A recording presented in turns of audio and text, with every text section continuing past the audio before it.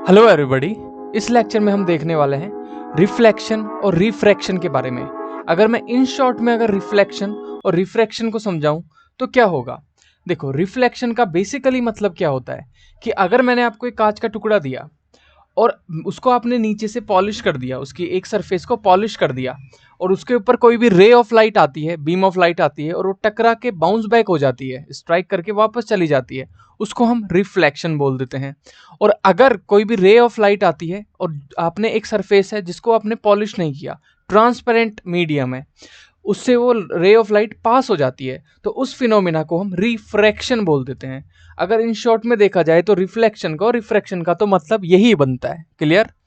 तो हम इनको डिटेल में समझने वाले हैं इस लेक्चर में, पूरा का पूरा, कि किस तरीके से लाइट आती है, कौन कौन से लॉज होते हैं, किस तरीके से इमेज फॉर्मेशन होती है, तो उसको डिटेल में समझेंगे। रिफ्लेक्शन के अंदर भी कि कितने तरीके के मिरर्स होते हैं और यहाँ पे आपके लेंसेज के अंदर भी जो कि हम रिफ्रैक्शन बोल रहे हैं। इस लेक्चर की कंप्लीट पीडीएफ आपको नीचे नोट्स यहाँ पे डिस्क्रिप्शन में मिल जाएगा। और इसको पूरा का पूरा कॉन्सेप्ट समझने के बाद में आपको क्वेश्चन जरूर करने हैं। क्वेश्चन के वीडियो की लिंक आपको ऊपर मिल रही होगी या फिर डिस्क्रिप्शन में पक्का आपको मिल जाएगी। ठीक है, तो प्लीज़ उसको एक बार चेकआउट करना इस पूरे के पूरे कॉन्सेप्ट को समझने के बाद। तो बिना टाइम खराब किए हम स्टार्ट करते हैं टॉपिक पे, मुद्दे की बात पे पहुंचते हैं। What is the meaning of the reflection. देखो, रिफ्लेक्शन मैंने पहले भी बताया कि मैंने आपको कांच का टुकड़ा दिया, मैंने बोला यार इसको ना एक तरफ से पॉलिश कर दो, आपने उसको एक तरफ से पॉलिश कर दिया। अब कोई भी बीम ऑफ लाइट आती है और वो पीछे पॉलिश्ड है तो वो टकरा के वापस चली जाती है। सिंपल, यही तो रिफ्लेक्शन होता है। Yes, this is called the reflection. अब इसको हम थोड़ा डेप्थ में देखते हैं, ठीक है, क्योंकि साइंस क्या है, साइंस का मतलब होता है कि हम चीज़ों को बहुत अंदर गहराई तक समझते हैं, जो हमारे चारों तरफ फिनोमिनाज होते हैं उसको डिटेल में समझेंगे, यही तो साइंस होती है। तो इसको हम डिटेल में समझेंगे रिफ्लेक्शन को।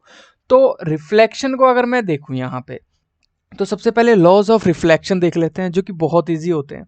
फॉर एग्जाम्पल, ये मैंने आपको एक मिरर दे दिया या फिर वही पॉलिश सरफेस वाला, तो ये एक मिरर मान लेते हैं। तो मिरर है ये, उसके ऊपर आपने टॉर्च से एक रे ऑफ लाइट को स्ट्राइक करवाया, तो this is called the incident ray. इस रे को जो आके टकराती है उसको बोलेंगे इंसिडेंट, क्योंकि ये आके टकरा रही है। और ये फिर वो क्या, पूरा का पूरा ओपेक होने की वजह से, पूरा का पूरा आपका पॉलिश्ड होने की वजह से टकरा के वापस चली जाएगी, बाउंस बैक हो जाएगी। तो जो बाउंस बैक हुई रे उसको क्या बोलेंगे, उसको बोलेंगे रिफ्लेक्टेड रे। क्लियर? और जिस पॉइंट पे ये क्या हो रही है, इंसिडेंट हो रही है, उस पॉइंट से मैं एक परपेंडिकुलर बनाऊंगा। उस परपेंडिकुलर को क्या बोलूंगा, उस परपेंडिकुलर को बोलूंगा normal. This is called the normal. देखो, नॉर्मल का मतलब होता है कि परपेंडिकुलर। साइंस में इसको हम परपेंडिकुलर से रिलेट करके देखते हैं फिजिक्स के अंदर। ठीक है, तो यहाँ पे दो एंगल बनेंगे, एक नॉर्मल के और इंसिडेंट रे के बीच में, जिसको बोलेंगे incidence angle, angle of incidence. ठीक है, और एक एंगल ऑफ रिफ्लेक्ट, मतलब रिफ्लेक्टेड एंगल। तो यहां पे अगर मैं एंगल देखूं तो एक बनेगा आपका एंगल I और एक बनेगा आपका एंगल R। तो यहां पे दो एंगल बन रहे हैं, एक बन रहा है I और एक बन रहा है R। ठीक है, तो लॉ ऑफ रिफ्लेक्शन क्या बोलता है, लॉ ऑफ रिफ्लेक्शन का पहला स्टेटमेंट बोलता है, क्या बोलता है कि जो आपके I जो होता है, एंगल ऑफ इंसिडेंस है, वो एंगल ऑफ रिफ्लेक्शन के इक्वल होता है। मतलब जो I एंगल जो होता है वो आपका हमेशा इक्वल होगा एंगल R के। This is what you have to remember first thing. Okay, तो ये स्टेटमेंट होता है आपका पहला। दूसरे स्टेटमेंट क्या बोलता है कि जितने भी आपके इंसिडेंट रे है, आपका रिफ्लेक्टेड रे है, नॉर्मल है, एंगल ऑफ इंसिडेंस है, एंगल ऑफ रिफ्लेक्शन है, वो सारे एक ही प्लेन में लाई करते हैं। मतलब कि आप इसको एक्स एक्सिस मान लो, किसको, मिरर को, इसके एक ही तरफ लाई करते हैं। तो ये आपके लॉज ऑफ रिफ्लेक्शन होते हैं। तो रिफ्लेक्शन क्या होता था कि किसी भी रे का आना, टकराना, वापस चले जाना। अब इसको डेप्थ में देखा तो हमें नई चीजें पता चली। ओके, अब और डेप्थ में देखते हैं। अब देखो, इमेजेस। अब क्या होता है कि जब हम मिरर लेते हैं या लेंस लेते हैं तो इमेज की फॉर्मेशन होती है। तो यहाँ पे दो तरीके की इमेज होती है, एक होती है वर्चुअल इमेज और एक होती है आपकी रियल इमेज। अब आपको मैं बताता हूं कि what is the difference between them, बहुत इजी लैंग्वेज में, क्योंकि इसमें सबको कंफ्यूजन रहती है। आज खत्म कर देता हूं कंफ्यूजन। देखो, वर्चुअल इमेज का मतलब होता है कि फॉर एग्जांपल मैंने आपको बोला कि कोई भी एक ऐसी इमेज है जो स्क्रीन पे नहीं बन रही है। अब आप बोलोगे स्क्रीन पे कैसे। अगर मैंने यहाँ पे एक मिरर लिया, मान लो ये मैंने एक प्लेन मिरर ले लिया, मान लेते हैं this is plane mirror, plane mirror के सामने मैंने यहाँ पे इसको मान लेता हूँ प्रिंसिपल एक्सिस, और यहाँ पे कोई एक एक्स वाई जेड कोई भी ऑब्जेक्ट रख दिया, तो इस ऑब्जेक्ट की इमेज रिफ्लेक्ट होके यहाँ पे इस पे जानी चाहिए, मिरर पे बिल्कुल जानी चाहिए। तो मैंने मिरर के सामने यहाँ पे एक स्क्रीन लगा दी छोटी सी, this is called the screen. यहाँ पे क्या लगा दी? स्क्रीन लगा दी। ठीक है, आप बोलोगे स्क्रीन मतलब कोई भी एक काले रंग का पर्दा लगा दिया, व्हाइट कलर का पर्दा लगा दिया, कमरे में अंधेरा कर दिया। अब यहाँ पे क्या होना चाहिए? अगर वो जो ये कैंडल है, ये ऑब्जेक्ट मान लेते हैं कैंडल है, इस कैंडल की इमेज इस पे टकरा के और इस स्क्रीन पे आ रही है, तो हम बोलेंगे कि इमेज जो बन रही है वो रियल है। तो क्या बोलेंगे? रियल है। अगर नहीं आ रही है, इस स्क्रीन पे इमेज नहीं आ रही है, तो वो कैसी इमेज होगी? वो वर्चुअल इमेज होगी। समझ में आ गई बात?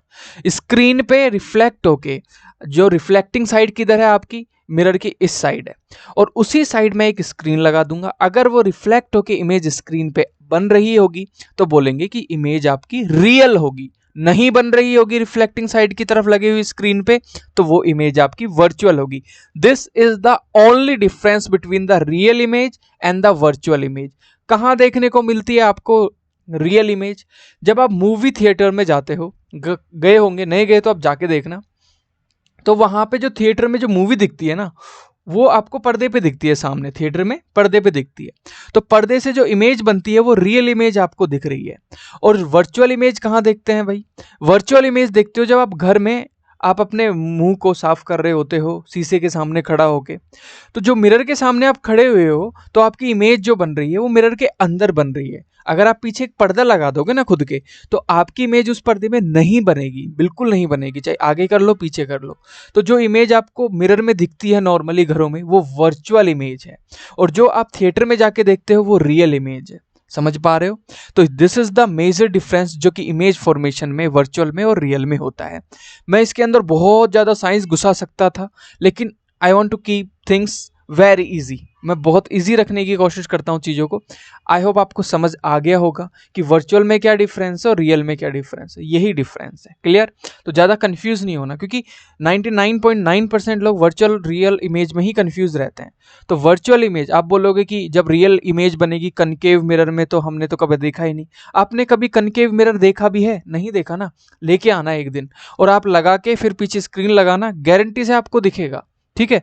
तो जहां पे रियल इमेज बन रही है वहां पे जो रिफ्लेक्टिंग साइड है, रिफ्लेक्टिंग साइड की तरफ स्क्रीन लगाना, ऑब्जेक्ट को रखना है, कैंडल को रखना जो कि ल्यूमिनस हो थोड़ी, तो वो टकरा के पीछे स्क्रीन पे अपनी इमेज देगी।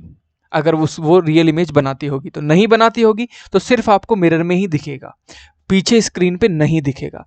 This is the major difference between the virtual and the real. Okay, आगे चलते हैं। अब हम सबसे इजी तरीके का मिरर देखते हैं, जो कि होता है आपका घरों में यूज होने वाला प्लेन मिरर, जो हम रोज देखते होंगे 100%। अब देखते हैं प्लेन मिरर क्या करता है। प्लेन मिरर से भी इमेज की फॉर्मेशन होती है। प्लेन मिरर क्या होता है? एक बिल्कुल कांच का टुकड़ा, एक ग्लास का टुकड़ा, उसको एक तरफ से पॉलिश कर दिया, बिल्कुल स्ट्रेट है। ठीक है? अब उस पे कैसे कैसे किस किस तरीके से फॉर्मेशन होती है, तो कैसा दिखाई देता है, हमने सबने देखा है, बहुत सिंपल जैसा, बिल्कुल स्ट्रेट होता है और पीछे से पॉलिश्ड होता है। अब देखेंगे यहाँ पे कि इस पे फिनोमिना किस तरीके से लाइट आती है। सिमिलर जो लॉ के अंदर देखा था हमने, एक लाइट आएगी इंसिडेंट रे, वो आके रिफ्लेक्ट होगी, रिफ्लेक्ट होके यह दो एंगल बनाएगी, एंगल आई और एंगल आर। यहाँ पे एंगल आई बनेगा, यहाँ पे एंगल आर बनेगा, दोनों इक्वल होंगे according to the law of reflection की वजह से। क्लियर इतनी बात? ओके, अब हम आगे चलते हैं। अब बात आती है कि जो साइंटिस्ट लोग होते हैं ना, उनको मजा नहीं आता, वो और अंदर जाते हैं। वो सोचते हैं कि अभी जो मिरर है वो स्ट्रेट है, इसको थोड़ा ना कर्व करके देखते हैं तो क्या होता है। तो उन्होंने क्या किया, एक स्पेयर लिया, मतलब ग्लास का एक गोला लिया, उस स्पेयर के बीच में सेंटर होगा पक्का, उस सेंटर का नाम दिया गया क्या, उसका नाम दिया गया सेंटर ऑफ कर्वेचर। मतलब कर्व था, ये गोला था, तो उसके सेंटर का नाम दे दिया गया सेंटर ऑफ कर्वेचर। और उसको सेंटर से काट दिया, काटने के बाद में उसके दो टुकड़े हो गए, इस तरीके से दो टुकड़े हो गए। तो जो पहला टुकड़ा था उसको एक तरफ से पॉलिश कर दिया, ये था, उसको अगर आप क्या करोगे, अंदर से पॉलिश कर दोगे ना, पॉलिश कर दोगे अंदर से, अगर अंदर से उसकी सरफेस को पॉलिश कर दोगे, तो जो रिफ्लेक्टिंग सरफेस होगी वो कौन सी वाली होगी, outward surface will be the reflecting surface, बाहर वाली सरफेस उसकी रिफ्लेक्ट करने लायक होगी। और अगर मैं इसको बाहर से कर देता हूं, तो अंदर वाली सरफेस आपकी रिफ्लेक्टिंग सरफेस होगी। तो यहाँ पे आपको रिफ्लेक्टिंग सरफेस का डिफरेंस पता चल रहा है। अंदर वाली जब होती है रिफ्लेक्टिंग सरफेस तो उसका नाम होता है कनकेव मिरर। क्या नाम होता है? Concave mirror. अब आप कैसे याद रखोगे? देखो, केव मतलब होता है गुफा। गुफा कैसी होती है? अंदर घुसी हुई, अंदर की तरफ धसी हुई होती है ना गुफा।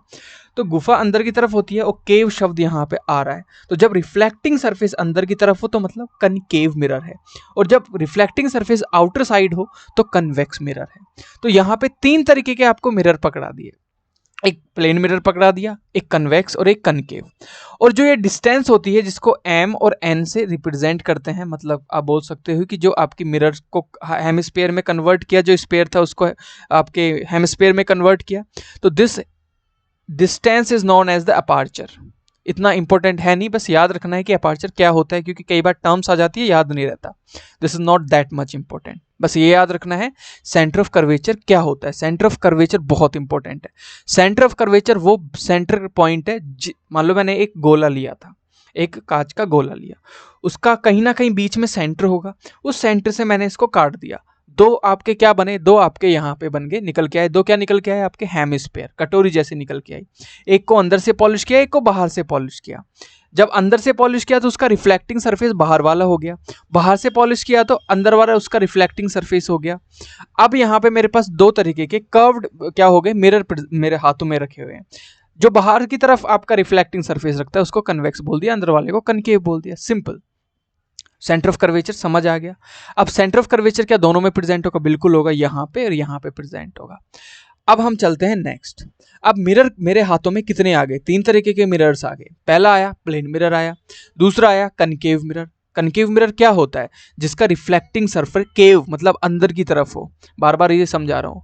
और कन्वेक्स जिसका आउटर हो, ठीक है। रिफ्लेक्टिंग सरफेस जिसका आउटवर्ड होता है उसको कन्वेक्स बोलते हैं, जिसका इनवर्ट होता है उसको हम कनकेव बोलते हैं। याद रखना है, जिसका कर्व्ड इनवर्ट होता है उसको हम कनकेव बोलते हैं। तो तीन तरीके के मिरर्स होते हैं, कनकेव, प्लेन और कन्वेक्स। क्लियर? अब यहाँ पे देखते हैं कि जो प्लेन मिरर होता है उसको सबसे पहले देखते हैं, उसकी इमेज कैसे फॉर्म्ड होती है, वो इमेज कैसे बनाता है। तो मैंने एक यहाँ पे ले लिया सिंपल सा प्लेन मिरर जो हमारे पास में घरों में होता है, और यहाँ पे एक इमेजिनरी लाइन जिसको प्रिंसिपल एक्सिस बोल देते हैं, वो मैंने यहाँ पे निकाल दी, और इस पे मैंने एक ऑब्जेक्ट को रख दिया। मान लो आप खड़े हो गए, या फिर कैंडल आपने रख दी, कैंडल रख दी आपने प्लेन मिरर के सामने। अब प्लेन मिरर के सामने कैंडल रख दी तो एक जो बीम ऑफ लाइट है, रे ऑफ लाइट है, वो उसके सर से निकलेगी। आप बोलोगे सर से ही क्यों निकलेगी, और जगह से क्यों नहीं निकलेगी? देखो, ये पेन है मेरा, इस पेन की मेरे को छाया देखनी है या इमेज देखनी है, तो पीछे से लाइट आ रही थी, लेकिन इसने क्या कर लिया? ऑक्यूपाई कर लिया इतना स्पेस। तो जो लाइट की जो बीम ऑफ लाइट होगी वो एक इस छोर से निकलेगी और एक इस छोर से निकलेगी। समझ रहे हो ना? दो बीम ऑफ लाइट हम यहां से निकालते हैं हर एक इमेज फॉर्मेशन में, एटलीस्ट दो आपको यहां पे निकालनी है, ठीक है। तो यहां पे पहली निकली उसके सर से, जो कि पैरेलल टू द एक्सिस होगी, बिल्कुल स्ट्रेट होगी, सीधी निकली। अब आपको पता है कि बिल्कुल प्लेन मिरर है, ना तो डाइवर्स करता ना कन्वर्स करता, ना तो सिकुड़ता नीचे की तरफ ना फैलाता, बिल्कुल सीधा ही क्या करेगा? रिफ्लेक्ट कर देगा, क्योंकि क्या है? पीछे से पॉलिश्ड है। तो इसने क्या किया? वापस इसको, ये इधर जा रहा था, इसने इसको वापस रिफ्लेक्ट करके बोला भाई मैं तो रिफ्लेक्ट करता हूँ, इजीली इसको रिफ्लेक्ट कर दिया। ओके, दूसरी बीम ऑफ लाइट आती है। अब दूसरी बीम ऑफ लाइट को समझते हैं। दूसरी बीम ऑफ लाइट यहाँ पे आएगी, इसके फुट ऑफ द मिरर पे आएगी, और फुट ऑफ द मिरर पे आके टकरा के रिफ्लेक्ट हो जाएगी विद सेम एंगल, बिकॉज हमने लॉ ऑफ रिफ्लेक्शन में पढ़ा था। क्योंकि यहाँ पे 0 डिग्री पे स्ट्राइक कर रहा था तो 0 डिग्री से वापस चला गया, यहाँ पे थीटा से स्ट्राइक कर रहा था तो जो नीचे जाएगा वो भी कितने एंगल के साथ जाएगा? थीटा एंगल के साथ जाएगा। सब कुछ कहाँ से हो रहा है? लॉ ऑफ रिफ्लेक्शन से कर रहा हूँ, मैं कुछ नहीं कर रहा, लॉ ऑफ रिफ्लेक्शन से बता रहा हूँ। अब आपके दिमाग में या बहुत सारे बच्चों के दिमाग में आता है कि क्यों भाई ये यहाँ पे क्यों आया, ये जो रे ऑफ लाइट है वो यहाँ पे क्यों नहीं आई और ऊपर क्यों नहीं आई, है ना? ये क्वेश्चन आता है सबके दिमाग में। मैंने फिर से बताया कि ऑक्यूपाई करने के बाद में जो रे ऑफ लाइट निकलती हैं वो छोर से निकलती है, उसके एंड से निकलती हैं, इसलिए हम स्टार्टिंग वाली को पकड़ते हैं और एंड वाली को पकड़ते हैं। That's it. तो जो स्टार्टिंग वाली होगी वो सीधी निकलेगी और एंड वाली होगी वो, आपको पता है कि यहाँ पे मान लो बहुत बड़ा मैंने बल्ब रखा हुआ है, तो जो बीम ऑफ लाइट है वो या तो मैक्सिमम इतनी बेंड हो सकती है या फिर सीधी जा सकती है। इसके बीच की जो होगी वो तो उसकी छाया होगी ना, वो तो ऑब्जेक्ट की परछाई होगी। समझ पा रहे होगे? मेरी फीलिंग्स को। ओके, तो इसलिए यहाँ पे कई लोगों के दिमाग में आता है यहीं क्यों आएगा, ऐसा कौन सा हार्ड एंड फास्ट रूल है कि ये यहाँ पे आके टकराएगा, ये बीच में क्यों नहीं आया। बीच में इसलिए नहीं आया क्योंकि मान लो मैंने यहाँ पे बल्ब रखा हुआ था या सन था यहाँ पे बहुत बड़ा, मैंने सूरज लगा दिया ऑब्जेक्ट के पीछे, तो यहाँ पे रे ऑफ लाइट आई, यहाँ पे मैंने लगा दिया सन। ठीक है, रे ऑफ लाइट आई सन से, और सन से रे ऑफ लाइट आने के बाद में यहाँ पे मैक्सिमम यहाँ तक जा सकती है, बेंट हो सकती है, और सीधी कहाँ तक जा सकती है, बिल्कुल यहाँ तक जा सकती है। तो फर्स्ट को लेते हैं और लास्ट को लेते हैं, क्योंकि जो इमेज होती है किसी भी चीज़ की वो उसकी परछाई तो होती है। आप शीशे पे खड़े हो, आपके पीछे से रोशनी नहीं होगी तो आपको दिखाई देगा, आप खुद अपने आप को देख पाओगे मिरर में, नहीं देख पाओगे ना। बेसिकली आप देख पाते हो किसकी वजह से, रोशनी की वजह से देख पाते हो। अगर आप आंखों की वजह से देख पाते तो आप अंधेरे में भी देख लेते। तो रोशनी क्या करती है, क्रिएट करती है बीम ऑफ लाइट को। I hope getting my point. Okay, अब यहाँ पे क्या होगा, ये रिफ्लेक्ट हो गया with same theta as law of reflection said. अब क्या होगा, यहाँ पे एक इमेजिनरी लाइन आएगी और डॉटेड लाइन आके पीछे, क्योंकि ये दोनों जो रे हैं वो तो कहीं पे मिल नहीं रही है, इंटरसेक्ट नहीं हो रही है। इमेज बनने के लिए दो लाइन का इंटरसेक्ट होना बहुत ज़रूरी है। तो पीछे तो कहीं भी इंटरसेक्ट नहीं हो रही है, लेकिन आगे की तरफ इंटरसेक्ट हो रहा है। यहाँ पे आगे की तरफ दोनों इंटरसेक्ट होंगी, और जब आगे की तरफ इंटरसेक्ट होंगी तो यहाँ पे आपका क्या बनेगा, इमेज फॉर्मेशन होगा। ये आपकी क्या होगी, इमेज होगी। ये आपका क्या होगा, ऑब्जेक्ट होगा। क्लियर? तो ऑब्जेक्ट का इमेज फॉर्मेशन हो गया। अब एक इंटरेस्टिंग बात बताता हूं। अब मैंने यहां पे लाके एक स्क्रीन रख दी, मैंने यहां पे लाके एक बड़ी सी स्क्रीन रख दी, एक पर्दा रख दिया। ठीक है, दिस इज स्क्रीन। अब मुझे स्क्रीन पे तो कोई भी इमेज नहीं मिल रही थी। ठीक है, कोई भी इमेज नहीं मिल रही है। मुझे कहां मिल रही है, स्क्रीन के अपोजिट साइड, या बोल दो कि पॉलिश साइड की तरफ, पॉलिश्ड जो आपका मिरर का पॉलिश साइड है वहां पे मिल रही है। तो पॉलिश की तरफ जब स्क्रीन पे नहीं मिलती तो ऐसी इमेज को क्या बोलते हैं, इसको बोलते हैं वर्चुअल इमेज। क्या बोलते हैं, वर्चुअल इमेज। तो जो इमेज फॉर्मेशन होगी वो कैसी होगी, रियल की वर्चुअल। स्क्रीन पे नहीं मिल रही है तो वर्चुअल होगी बॉस। कैसी होगी, वर्चुअल। तो यहां पे देख लेते हैं, सीधी खड़ी हुई है, बिल्कुल जैसा ऑब्जेक्ट है वैसी, उसको बोलेंगे इरेक्ट। सेम साइज की होगी, जैसा ऑब्जेक्ट आप खड़े होते हो, आप अपने जैसे ही तो दिखते हो प्लेन मिरर में। जितने डिस्टेंस पे आप मिरर से खड़े होते हो, जैसे 3 सेंटीमीटर दूर आप खड़े हो, मान लो 3 मीटर दूर खड़े हो, तो जो इमेज बनेगी वो भी कितनी बनेगी, 3 सेंटीमीटर दूर ही बनेगी। क्लियर? तो सेम डिस्टेंस पे बनेगी। और एक सबसे इंपॉर्टेंट चीज जो कि आपको यहाँ पे देखने को मिलेगी प्लेन मिरर में, जिसको बोलते हैं लेटरल इन्वर्जन। क्या होता है लेटरल इन्वर्जन, नेक्स्ट स्लाइड में बहुत डिटेल में देखने वाले हैं। आप देखते हैं और डिटेल में देखते हैं। मान लो एक ऑब्जेक्ट है, और डिटेल में देखते हैं। एक ऑब्जेक्ट को आप देख रहे हो, आपने पेन रख दिया यहाँ पे, मान लेते हैं पेन से यहाँ पे एक मिरर है, 2 रे निकलती हैं और यहाँ पे रिफ्लेक्ट होके वो वापस चली जाती हैं। लॉ ऑफ रिफ्लेक्शन की वजह से चली जाती हैं विद सेम एंगल। अब यहाँ पे आपकी ये आईज है, ठीक है, आई है, आप यहाँ से देख रहे हो, तो आपको ऑब्जेक्ट कहाँ दिखेगा, आपको ऑब्जेक्ट यहाँ पे मिरर के अंदर दिखेगा। जब आप पेन को देखोगे मिरर के अंदर तो आपको पेन दिख जाएगा मिरर के अंदर, बिल्कुल दिख जाएगा।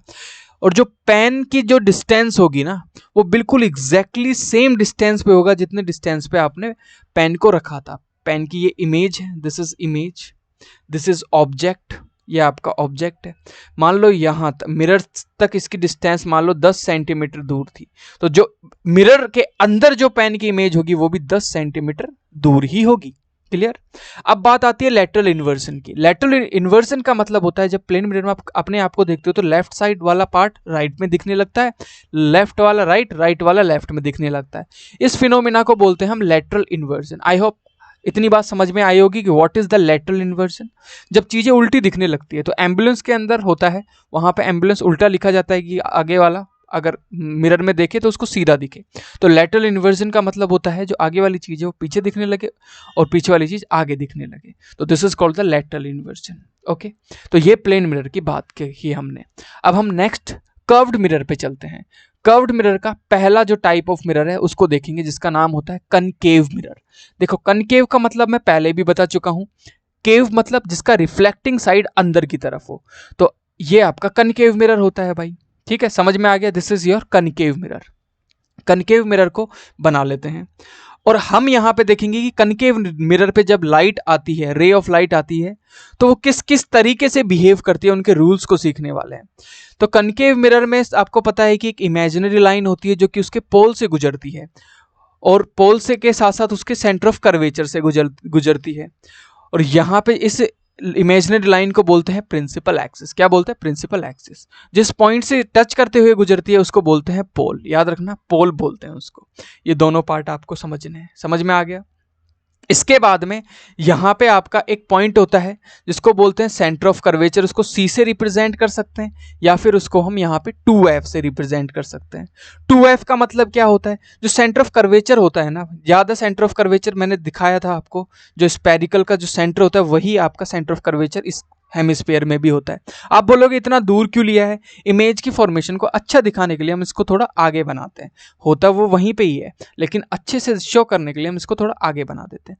सेंटर ऑफ कर्वेचर का लेंथ अगर 3 सेंटीमीटर है तो 1.2 सेंटीमीटर पे जो पॉइंट होगा उस पॉइंट का नाम होगा फोकस पॉइंट। समझ पा रहे हो? तो this distance is called the small F. This distance is called the small F, जिसको बोलेंगे फोकल लेंथ। कहां से? आपके पोल से और फोकस पॉइंट के बीच की दूरी को बोलेंगे हम फोकल लेंथ। और फोकल लेंथ के बाद में जो ये आपका होगा, this is called the radius. This is called the radius. जो रेडियस होगा वो आपका डबल होगा फोकल लेंथ के, बस ये याद रखना। तो इसको C से भी रिप्रेजेंट किया जा सकता है, इसको 2F से भी रिप्रेजेंट किया जा सकता है। क्लियर?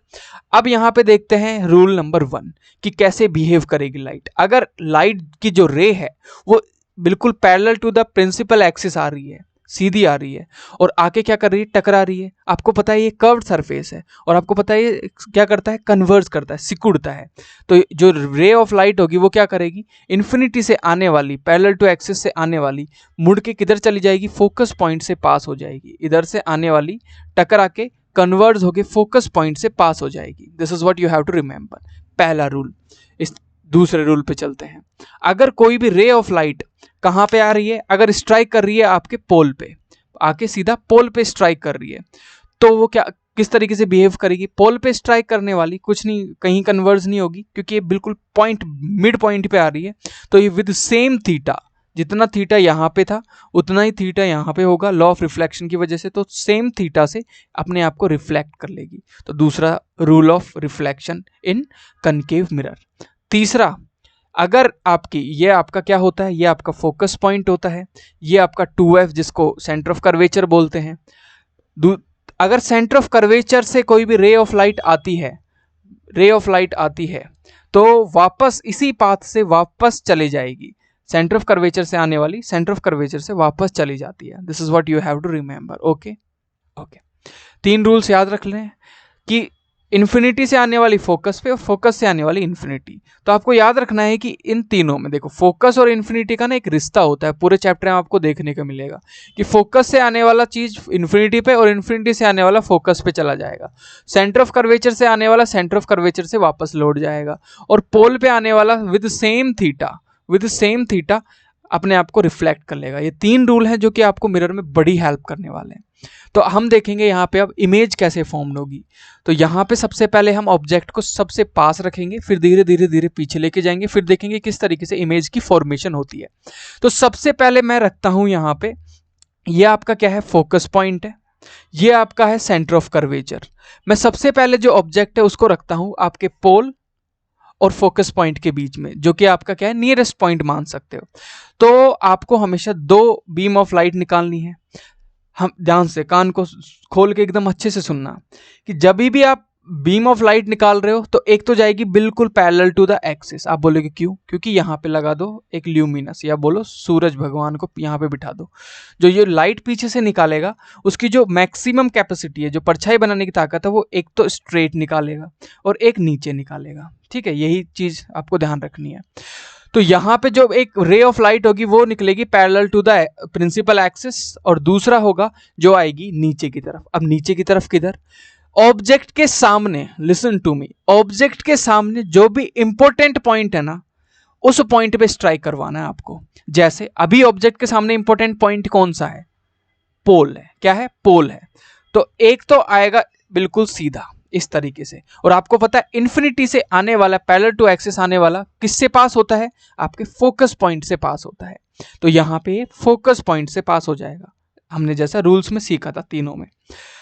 दूसरा केस, अब दूसरी बीम ऑफ लाइट को निकालेंगे तो मैंने बोला था कि ऑब्जेक्ट के सामने जो भी इंपॉर्टेंट पॉइंट है उस पे स्ट्राइक करवा देना। तो यहाँ पे पोल है तो पोल पे स्ट्राइक करेगा और स्ट्राइक करके रिफ्लेक्ट होगा विद सेम थीटा। जितना एंगल ये होगा उतना ही एंगल क्या होगा, नीचे जाएगा। क्लियर। अब क्या होगा, इमेज तो फॉर्म हो ही नहीं सकती क्योंकि दोनों क्या है, मिल ही नहीं रहे, इनकी तो डिस्टेंस आगे बढ़ती जा रही है। इमेज बनने के लिए दोनों की दोनों बीम ऑफ लाइट का क्रॉस होना, मिलना जरूरी है। इधर अगर नहीं मिल रही है तो हम स्क्रीन के उधर चले जाते हैं। तो यहाँ पे डॉटेड लाइन से आगे बढ़ाते हैं। अब डॉटेड लाइन से आगे बढ़ाने पे हमें पता चलता है कि दोनों क्रॉस कर रही हैं। क्रॉस कर रही है तो जो इमेज की फॉर्मेशन होगी वो कुछ ऐसी होगी। तो इमेज की फॉर्मेशन आपको देखने को मिल गई। तो यहाँ पे जो इमेज फॉर्म हुई वो कैसी हुई, एनलार्ज, बड़ी हुई। अब आप बताइए ये वर्चुअल है कि रियल है। Pause the video right now और tell me in the comment section, right in the comment section कि ये वर्चुअल है कि ये रियल है। आपने लिख दिया होगा। तो ये जो इमेज होगी वो वर्चुअल होगी। कैसे होगी, आपको पता है जो रिफ्लेक्टिंग सरफेस है वो इस तरफ है, ठीक है, रिफ्लेक्टिंग सरफेस इस तरफ है। अब इस रिफ्लेक्टिंग सरफेस के सामने आपको क्या रखना है, स्क्रीन रखनी है। अगर इमेज इसके स्क्रीन पे बन जा रही है तो आपका रियल होगा। यहां पे बनने वाली जितनी भी इमेजेस होंगी वो क्या होंगी, रियल होंगी। इसके जस्ट अपोजिट बनने वाली सारी की सारी क्या होंगी, वर्चुअल होंगी। याद रखना, स्क्रीन पे रिफ्लेक्टिंग सरफेस के सामने स्क्रीन रखनी है, पर्दा रखना है, पर्दे पे बन रही है इमेज तो रियल है, नहीं बन रही है तो वर्चुअल है। This is what you have to remember. क्योंकि मिरर तो रिफ्लेक्ट करता है ना बॉस। अगर वो रिफ्लेक्ट करके इमेज बना रहा है रिफ्लेक्टिंग साइड की तरफ रखी हुई स्क्रीन पे तो वो इमेज रियल होगी, नहीं तो वर्चुअल होगी। तो ये कैसा इसका नेचर होगा, वर्चुअल होगा। इरेक्ट होगी मतलब खड़ी हुई होगी, सीधी, बड़ी होगी, एनलार्ज्ड होगी। ठीक है, ये समझ में आ गई पहला केस। अब ऑब्जेक्ट को थोड़ा पीछे ले जाते हैं। अभी कहाँ रखा होता, पोल और एफ के बीच में। ये आपका एफ था, ये आपका पोल था। अब हम उठा के ऑब्जेक्ट को एफ पे, फोकस पॉइंट पे रख देंगे। तो वापस से देखते हैं, ये आपका फोकस पॉइंट है, this is your focus point, this is your centre of curvature. Clear. तो यहां पे रख देते हैं, कहां पे रख देते हैं, सेंटर ऑफ कर्वेचर पे, नहीं फोकस पॉइंट पे रख दिया। फोकस पॉइंट पे, फोकस पॉइंट पे अगर मैं रखता हूं तो एक रे ऑफ लाइट आपकी parallel to the principal axis निकलती है और क्या करती है, वो फोकस से निकल जाती है, फोकस से कट हो जाती है। क्लियर। दूसरा यहां पे पोल पे स्ट्राइक करती है और जो इमेज है वो कहां पे बनती है, आगे जाके इन्फिनिटी पे बनती है। तो इमेज कैसी बनेगी, उल्टी, इन्वर्टेड। कैसी बनेगी, एनलार्ज्ड। ठीक है, रियल बनेगी कि वर्चुअल बनेगी। पॉज द वीडियो, नीचे कमेंट सेक्शन में लिखो केस 2 वर्चुअल की रियल। आई होप आपने लिखा होगा, नहीं लिखा pause the video, please right in the comment section, please, it's my request. इसी तरीके से आप कनेक्ट कर पाओगे लेक्चर से। ठीक है, तो आपने लिख दिया होगा यस, ये रियल इमेज बनेगी क्योंकि ये पर्दे पे आपको क्या दे रही है, पूरी की पूरी इमेज, तस्वीर अपनी बना के दे रही है भाई, रिफ्लेक्टिंग साइड की तरफ। ओके, तो रियल होगी, इन्वर्टेड होगी, एनलार्ज होगी, कहाँ बनेगी, इन्फिनिटी पे बनेगी, इसकी पोजीशन इन्फिनिटी पे होगी। तो मैंने बताया था कि फोकस का और इन्फिनिटी का एक रिलेशन होता है, देखना, फोकस पे रखी हुई इन्फिनिटी पे बन रही है, फोकस पे आने वाली इन्फिनिटी पे चली जा रही है, इन्फिनिटी से आने वाला फोकस से चला जा रहा है। तो this is what you have to remember. ये कुछ चीजें हैं जो आपको कॉमन मिलेंगी, उनको याद रख लो तो चैप्टर इजी हो जाता है। अब हम ऑब्जेक्ट को और पीछे ले जाएंगे। अब हम सी और एफ के बीच में, ये आपका फोकस पॉइंट है, ये आपका सेंटर ऑफ कर्वेचर है। अब दोनों के बीच में रखूंगा ऑब्जेक्ट को, कहाँ रखूंगा, यहां पे रख दिया। अब जाओ, पैरेलल टू द एक्सिस कहां से निकलता है, बिल्कुल फोकस पॉइंट से। अब ऑब्जेक्ट के जस्ट आगे कौन सा इंपॉर्टेंट पॉइंट है, फोकस पॉइंट है, तो ये फोकस पॉइंट से निकाल देंगे रे ऑफ लाइट को। फोकस पॉइंट से निकलने वाली इन्फिनिटी पे जाती है। अब इमेज बन गई आपकी कहां पे, सी के बियॉन्ड, बियॉन्ड सी उसकी पोजीशन होगी। रियल बनेगी कि वर्चुअल बनेगी, अगेन केस 3 करके पॉज द वीडियो, नीचे कमेंट सेक्शन में लिख सकते हो। तो प्लीज लिखो, प्लीज प्लीज प्लीज लिखो। आई होप लिखा होगा आपने। पॉज द वीडियो नहीं लिखा तो लिख दो। इससे क्या होगा, आप इंटरेक्ट होते हो, आपको मजा आने लगता है लेक्चर में, तब आप अच्छे से क्लियर होता है कॉन्सेप्ट। ओके ओके, लिख दिया होगा। तो ये रियल होगी क्योंकि यहाँ पे स्क्रीन थी, स्क्रीन पे बनेगी तो यहाँ पे बनने वाला तो हर एक क्या होता है, रियल ही होता है। क्लियर। अब यहाँ पे देखो, रियल होने वाली है, एनलार्ज होने वाली है, और आपके ऑफकोर्स बियॉन्ड आपका सेंटर ऑफ कर्वेचर या 2f बियॉन्ड पे बनेगी, और इन्वर्टेड होने वाली है, उल्टी होने वाली है। केस नंबर 4, केस नंबर 4 पे आपको देखना है यहाँ पे। अब हम और पीछे ले जाते हैं, कहाँ रख देते हैं, सी पे रख देते हैं, सेंटर ऑफ कर्वेचर पे ले जाके ही ऑब्जेक्ट को रख देंगे।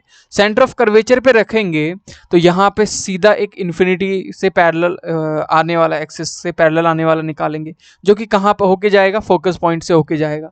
दूसरा हम फोकस पॉइंट से होके निकालेंगे जो कि आपका पैरेलल चला जाएगा। अब जो इमेज बनेगी वो कैसी बनेगी, बिल्कुल सी के नीचे ही बनेगी, इन्वर्टेड बनेगी, सेम साइज की बनेगी। रियल की वर्चुअल बताओ, स्क्रीन पे बन रही है ना, रिफ्लेक्टिंग साइड की तरफ पर्दा रखा हुआ है, और यहाँ पे अगर इमेज बनेगी तो कैसी बनेगी, रियल बनेगी ना, तो ये इमेज रियल होगी। समझ में आ रही होगी इस बात, मैं पीछे ले जा रहा हूँ धीरे धीरे ऑब्जेक्ट को। तो रियल होगी, सेम साइज की होगी, इन्वर्टेड होगी, और सेम पॉइंट पे होगी, सी पे ही बनेगी, पोजीशन सी होगी। अब केस नंबर 5 देख लेते हैं। केस नंबर 5 में बियॉन्ड 2C ले जाता हूं, तो यहाँ पे आप बहुत इजीली कर लोगे। एक तो सीधी निकाल दो जो कि घूम के F से निकल जाएगी, this is your F, this is your focus point, इस F से निकल जाने वाली है। दूसरा, ऑब्जेक्ट के जस्ट आगे कौन सा इंपॉर्टेंट पॉइंट है, C है, तो दूसरी C से निकाल देंगे। जस्ट आगे जो है उससे निकालना है। अब यहाँ पे जो इमेज बनेगी तो वो बनेगी बहुत छोटी सी, किसके बीच में बनेगी, आपकी सी के और एफ के बीच में बनेगी, this is image. Okay, diminished होगी, इन्वर्टेड होगी, रियल होगी, बिटवीन एफ एंड सी होगी, तो this is how it works. ये इस तरीके से काम करता है। अब ऑब्जेक्ट को ले जाके रख देंगे इन्फिनिटी पे। इन्फिनिटी पे रखे हो ऑब्जेक्ट से निकलने वाली दो रेस, जो कि फोकस से काटेगी, दूसरी भी फोकस पे काटेगी, तो जो इमेज बनेगी वो सीधी बनेगी, रियल बनेगी, लेकिन उसकी जो साइज होगी वो पॉइंट साइज होगी, आप देख पा रहे हो बहुत छोटी सी होगी। ठीक है, तो this is what you have to remember. Erect होगी, रियल होगी, पॉइंट साइज इमेज होगी, कहां बनेगी, फोकस पे बनेगी। तो मैंने बताया ना, फोकस का और इन्फिनिटी का तो कोई नाता है, हर जगह कॉमन दिख रहा है आपको, तो ये तो याद रख लेना है। अगर यहां तक आपको लेक्चर पसंद आया तो please please please hit the subscribe button, और अच्छा लग रहा है तो प्लीज एक बार लाइक दबा दो, ओके, और बेल आइकन जरूर दबा देना, इससे नोटिफिकेशन आपको आते रहेंगे, इससे मोटिवेशन मिलती है। चलो आगे चलते हैं। अब हम नेक्स्ट मिरर की बात कर लेते हैं, जो कि है आपका कन्वेक्स मिरर। देखो, कन्वेक्स मिरर कनकेव की तरह नहीं होता, कन्वेक्स मिरर फैला देता है। वो कन्वर्स कर रहा था, ये डाइवर्स करता है, फैलाता है। तो ये थोड़ा समझना, थोड़ा सा डिफिकल्ट, थोड़ा सा, कैसे समझते हैं। ये कन्वेक्स मिरर है, ये उसकी प्रिंसिपल एक्सिस है। ये यहां पे आपने देखा कि यहां से आई एक इन्फिनिटी से पैरेलल टू द एक्सिस आई, कनकेव तो कर रहा था कन्वर्स, ये कर रहा है डाइवर्स, ये फैला दे रहा है। भाई डाइवर्स कर रहा है तो इमेज कैसे बनेगी, लेकिन इसकी जो इमेज फॉर्मेशन होगी ना, वो जो पॉलिश सरफेस है ना, उसके जस्ट अपोजिट, मतलब पॉलिश सरफेस की तरफ होगी, मतलब इधर होगी, वो भी डॉटेड लाइन से। ठीक है, क्योंकि काटना जरूरी है ना, कि कहीं ना कहीं तो आपकी रे काटेगी। जो ये डॉटेड है लाइन, इसका मतलब होता है this line is imaginary line. जहां जहां इमेजिनरी लाइन है उसको मैंने डॉटेड से शो किया है। तो यहाँ पे पहला केस तो आपको याद रखना है। और ये कहाँ से पास हो रही है, देखो इन्फिनिटी से आ रही है ना, तो ये आपकी एफ है, ये आपका 2f है। आप बोलोगे यहाँ पे भी f, यहाँ पे भी 2f, इधर भी f था पहले तो इधर भी 2f था, बिल्कुल आप इसको f1 और 2f1 मान लो, और इसको f2 और 2f2 बोल दो, कोई दिक्कत नहीं। ठीक है, अब देखो यहाँ पे तो इन्फिनिटी से आने वाला डाइवर्स फैल जाता है कन्वेक्स में, लेकिन एक इमेजिनरी लाइन फोकस पॉइंट से चली जाती है पीछे की तरफ, स्क्रीन से पीछे की तरफ। ओके, दूसरा केस देखते हैं। दूसरे केस में अगर कोई फोकस पॉइंट की तरफ कोई रे आ रही है तो वो किधर चली जाएगी, वो इन्फिनिटी पे टकरा के चली जाएगी, parallel to the principal axis. और एक डॉटेड लाइन जो है वो आपकी यहाँ पे फोकस पॉइंट की तरफ आती हुई दिखाई देगी। क्लियर, मतलब फोकस की तरफ आने वाला इन्फिनिटी और इन्फिनिटी की तरफ आने वाला फोकस। बताया ना मैंने, फोकस और इन्फिनिटी का चक्कर आपको याद रखना है। नेक्स्ट, थर्ड रूल, अगर मैं बोलूं कि कोई भी रे ऑफ लाइट अगर 2c या 2f बोल दो, सेंटर ऑफ कर्वेचर की तरफ आ रही है, सेंटर ऑफ कर्वेचर की तरफ आ रही है, तो वो इसी वे में वापस चली जाएगी, वो इसी वे में वापस चली जाएगी। ठीक है, रिफ्लेक्ट होके इसी वे में वापस चली जाएगी। और एक हम इमेजिनरी लाइन ड्रॉ कर देते हैं कि ये सी से पास होगी। क्लियर, तो वही है, सी से आने वाला अगेन सी पे चला जाएगा। लेकिन यहां पे क्या हो रहा है, डाइवर्जन हो रहा है, डाइवर्ज हो रही है, क्योंकि जो सरफेस है वो कैसा है, डाइवर्जिंग सरफेस है। ये 3 रूल्स आपको याद रखने हैं। चौथा रूल भी देख लेते हैं। अगर कोई लाइट आके स्ट्राइक करती है पोल पे तो वो सेम थीटा के साथ में वापस क्या हो जाएगी, रिफ्लेक्ट हो जाएगी। और एक इमेजिनरी लाइन हम यहाँ पे ड्रॉ करते हैं, वो उनके भी एंगल क्या होंगे, इक्वल होंगे। तो ये 4 रूल्स आपको याद रखने हैं। अब हम देखेंगे किस तरीके से इमेज की फॉर्मेशन होती है। ठीक है, अब हम देखेंगे इमेज की फॉर्मेशन कैसे होती है।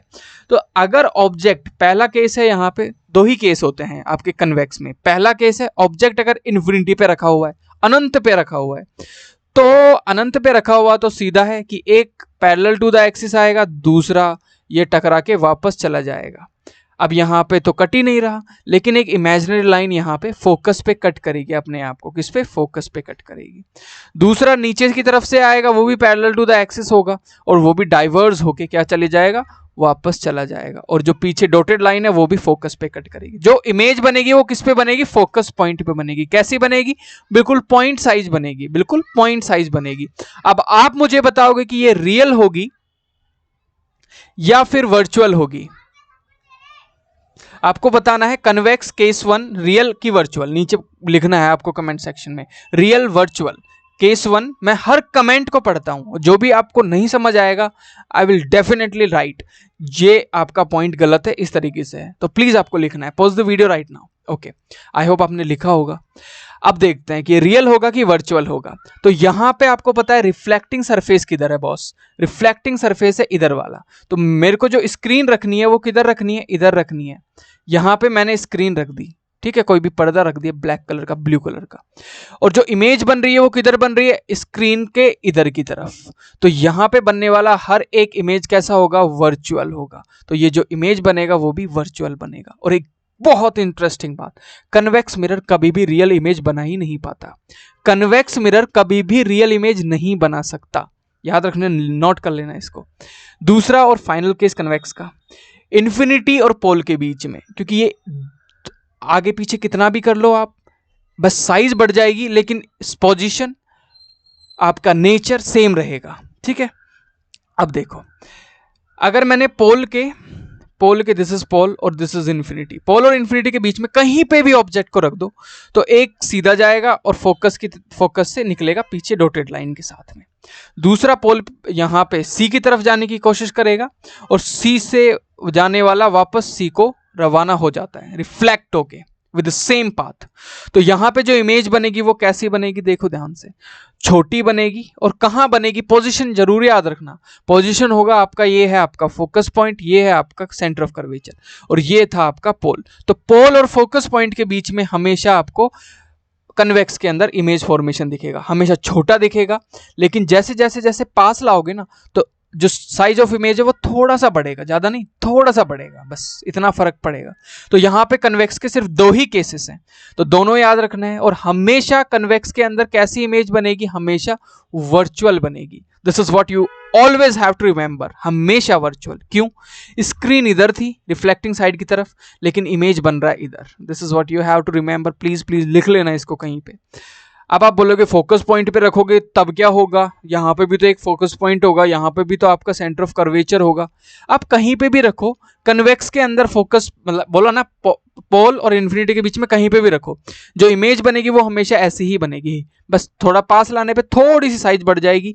सेम इसका वर्चुअल रहेगा, इसका नेचर इरेक्ट रहेगा, स्मॉलर देन द ऑब्जेक्ट रहेगा, सेम रहेगा। कनकेव के अंदर चीजें बदल जाती थी, लेकिन यहां नहीं बदलेंगी।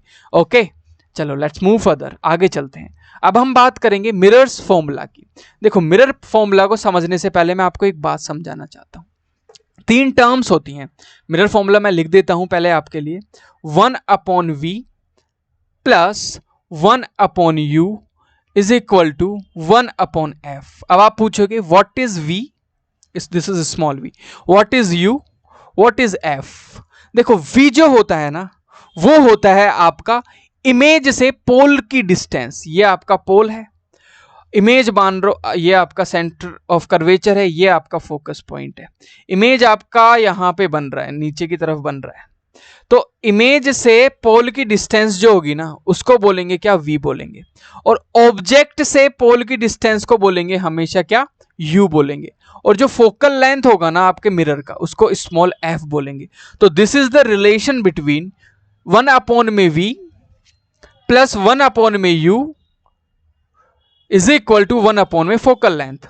मतलब जो आपका इमेज, पोल से इमेज की डिस्टेंस, पोल से आपके ऑब्जेक्ट की डिस्टेंस और पोल से फोकस पॉइंट की डिस्टेंस, इन तीनों का जो रिलेशन होता है उसको ही बोलते हैं मिरर्स फॉर्मूला। अब इसके अंदर एक और फॉर्मूला आता है जिसको बोलते हैं हम क्या, मैग्निफिकेशन। क्या बोलते हैं, magnification. What is the meaning of the magnification? Magnification का मतलब होता है, मैंने एक ऑब्जेक्ट लिया, मिरर के सामने रखा, जो उसने उसकी इमेज बनाई वो ऑब्जेक्ट से ज्यादा बनेगी तो मैग्नीफाइंग इमेज, छोटी बनेगी तो मैग्निफिकेशन लेस, मतलब मैग्निफिकेशन नहीं हुआ।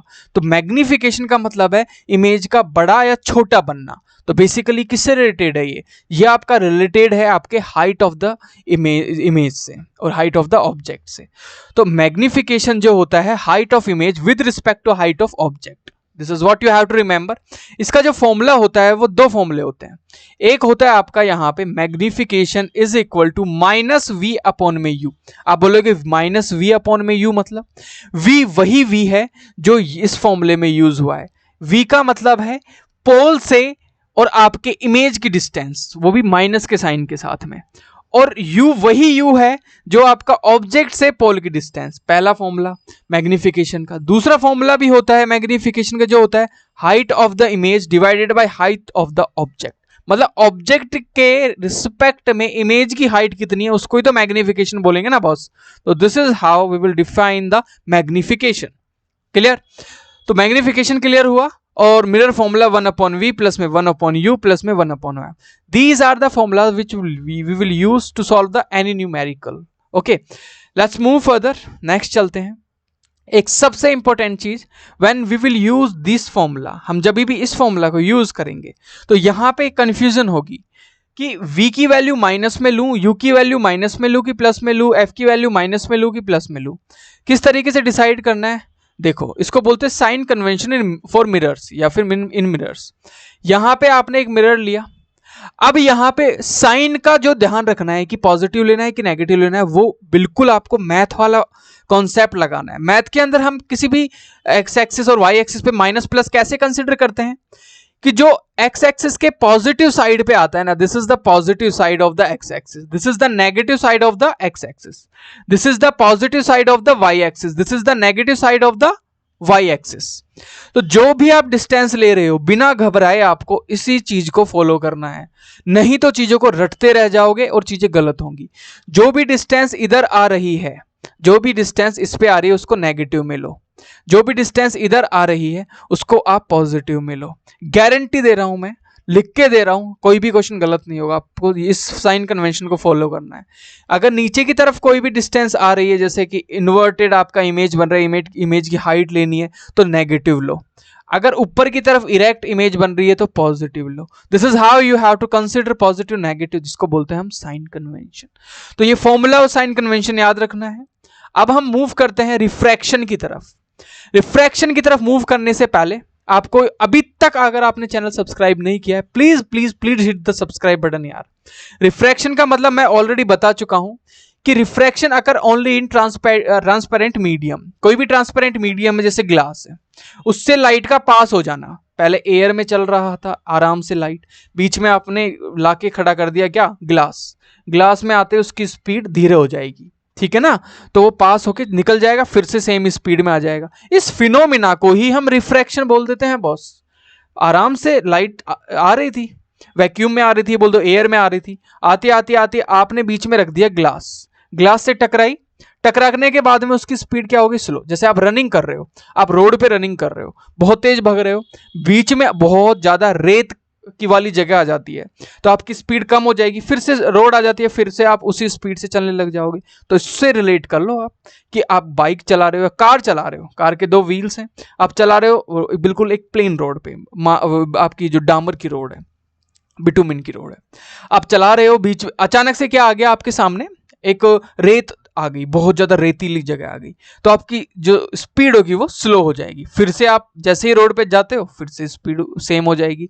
तो इस फिनोमिना को ही क्या बोलते हैं, रिफ्रैक्शन बोलते हैं भैया। समझ में आ गई बात? तो अगर इसकी डेफिनेशन से देखना चाहूं तो bending of light wave when it move from the one medium to the another medium. अब आप बोलोगे बैंड क्यों होता है यार, देखो, आप जब गाड़ी चलाओगे ना, गाड़ी चला रहे हो, बिल्कुल ऐसे ला रहे थे, ये आपका था बिटुमिन का रोड, ठीक है, ये वाला, और ये जो पार्ट है ना, this part is made up of the रेतीला पार्ट, ये आपका सैंडी इलाका है, सैंड से बना हुआ है। आप गाड़ी को लाओगे तो जैसे ही गाड़ी को लाओगे तो ये पहिया टच होगा और इस पहिए की क्या होगी, स्पीड स्लो होगी, फिर ये मूव करेगा आगे की तरफ और आपकी स्पीड बिल्कुल स्लो हो जाएगी, फिर वापस से स्पीड जैसे थी पहले वैसे हो जाएगी, ठीक है, बैक टू द नॉर्मल। अब देखो ये रिफ्रैक्शन समझ आया, बहुत इजी लैंग्वेज में समझाने की कोशिश की है। Let's move further. अब रिफ्रैक्शन को और थोड़ा डिटेल में समझते हैं, थोड़े इसके साइंटिफिक फीचर्स को देखते हैं, जैसे कि साइंस में इसको किस तरीके से देखा जाता है। ये ग्लास है जिसको मीडियम बोला गया है, ऊपर वाला आपका हवा है, एयर है, जो आपकी रे ऑफ लाइट है वो एयर से आती है, एयर से आती है, एयर से आती है, आराम से आ रही थी, जैसे ही ग्लास के अंदर एंटर करेगी तो ये क्या करेगी, जो नॉर्मल होता है ना, नॉर्मल परपेंडिकुलर, उसकी तरफ मुड़ जाएगी, उसकी तरफ बेंट हो जाएगी, ठीक है, क्योंकि इसकी स्पीड जो होगी वो स्लो हो जाएगी। ओके, तो यहां पे एक एंगल बनेगा जिसको बोलेंगे एंगल आई, और यहां पे एक एंगल बनेगा जिसको बोलेंगे एंगल आर, ठीक है, रिफ्रैक्टेड एंगल और इंसिडेंट एंगल दोनों कभी बराबर नहीं होते हैं।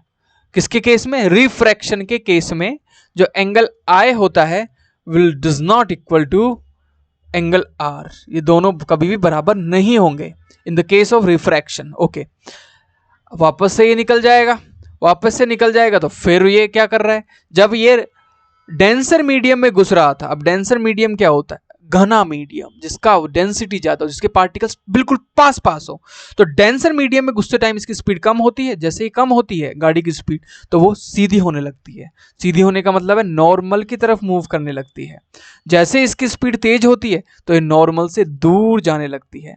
समझ में आ गई बात। तो डेंसर से, और जो कम डेंसर होता है उसको रेयर मीडियम बोलते हैं, हवा एक रेयर मीडियम है, ग्लास एक डेंसर मीडियम है, पानी भी एक डेंसर मीडियम है एज कंपेयर टू हवा, एयर, ठीक है। तो जैसे ही ग्लास से हवा में निकलेगा, मतलब ज्यादा डेंसिटी से कम डेंसिटी वाली जगह पे निकलेगा तो फ्री हो जाएगा, सीधा जाएगा, और जो नॉर्मल है उससे दूर चला जाएगा। क्लियर? ओके, समझ में आ गई इतनी बात? ओके, अब हम यहां पे एक चीज देखने वाले हैं जिसका नाम होता है refractive index. This is very important. Basically what is the meaning of the refractive index यार? देखो, रिफ्रैक्टिव इंडेक्स बेसिकली किससे जोड़ के देखा जा सकता है? रिफ्रैक्टिव इंडेक्स को देखा जा सकता है वेलोसिटी से। Refractive index is a measure of how much speed of light changes between it when it enter the medium from air. मतलब हवा से किसी भी मीडियम में घुस रही है तो उसकी स्पीड में कितना चेंज आ रहा है, उस स्पीड को, उस स्पीड के रेशियो को हम रिफ्रैक्टिव इंडेक्स बता देते हैं। क्लियर? तो यहां पे देखते हैं कि रिफ्रैक्टिव इंडेक्स का फॉर्मूला कैसे लिखा जाएगा। Velocity of light in medium 1, ठीक है, आपकी कोई भी एक मीडियम 1 थी, मैं मान लेता हूं यहां पे मीडियम 1, यहां पे ग्लास एयर को मान लेता हूं, और यहां पे मीडियम 2 आपके ग्लास को मान लेते हैं। तो जो आपका रिफ्रैक्टिव इंडेक्स होगा वो कैसा होगा? Velocity of light in medium 1 और divided by velocity of light medium 2। मतलब वेलोसिटी को आप चेक कर रहे हो कि वेलोसिटी या बोल दो स्पीड कितनी चेंज हो रही है। क्लियर? जब एक मीडियम से दूसरे मीडियम में एंटर कर रहे हैं। एक चीज होती है जिसको बोलते हैं absolute refractive index. Absolute refractive index में कुछ नहीं है, पहले हम क्या कर रहे थे, जो मीडियम था वो था आपका, पानी भी हो सकता था, कुछ भी हो सकता था, लेकिन एब्सोल्यूट के अंदर जो मीडियम होगा वो आपका होगा वैक्यूम। मतलब कोई भी एयर, कोई भी पार्टिकल प्रेजेंट नहीं होगा, उसमें आपकी लाइट की स्पीड जो कि कितनी होती है, वैक्यूम में कितनी होती है, 3 × 10⁸ मीटर पर सेकेंड। क्लियर? तो इसके कंपैरिजन में जब वेलोसिटी या स्पीड देखी जाती है किसी मीडियम के अंदर रे ऑफ लाइट की, तो उसको बोलते हैं absolute refractive index. This is what you have to remember. Okay, तो रिफ्रैक्टिव इंडेक्स समझ में आया। और रिफ्रैक्टिव इंडेक्स को एक तरीके से और लिखते हैं, कैसे लिखते हैं देखो ध्यान से। एक होता है यहां पे N12, रिफ्रैक्टिव इंडेक्स 12। इसका मतलब होता है refractive index of 1 with respect to refractive index of 2, ठीक है, या फिर इसको लिखा जाए 2:1, तो इसका मतलब है refractive index of 2 with respect to 1। बस ये आपको याद रखना है। कि रिफ्रैक्टिव इंडेक्स क्या होता है कि किसी एक मीडियम में वेलोसिटी आपकी लाइट की और किसी दूसरे मीडियम में वेलोसिटी लाइट की, उसका रेशियो ही रिफ्रैक्टिव इंडेक्स कहलाता है। क्लियर हो गई इतनी बात? लेट्स मूव फर्दर, आगे चलते हैं। एक चीज होती है जिसको बोलते हैं Snell's law. What is the meaning of the Snell's law? इसको थोड़ा ध्यान से देखना है क्योंकि ये पूछ लिया जाता है। स्नेल्स लॉ बताता है the ratio of sine of angle of incidence to the sine of angle of refraction is constant for a light of given colour. ये याद रखना, given colour and the for a pair of medium. क्या मतलब है इसका?